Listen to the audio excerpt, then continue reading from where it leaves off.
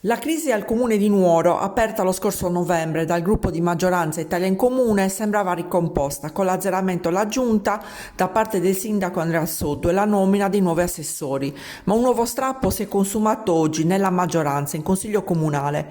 Il provvedimento per la variazione di bilancio è passato grazie all'assist del centrodestra, con Viviana Braun del PISDAZ e Pietro Sanna, che si è astenuto garantendo così il numero legale. I consiglieri di maggioranza invece sono usciti dall'aula in segno di protesta per i metodi del sindaco definiti poco democratici. Soddu ha portato il provvedimento di giunta in consiglio nell'ultimo giorno utile senza farlo passare in commissione, denotando poco rispetto per l'assemblea, spiegano Emilio Zola e Narciso Guria.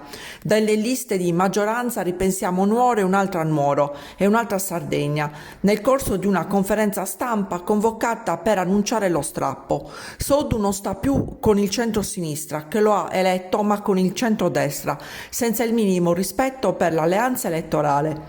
Così si svuota la democrazia e le prerogative del Consiglio, ha spiegato Natascia De Murtas del PD, che insieme alla lista civica di Francesco Guccini ha appoggiato Soddu al ballottaggio.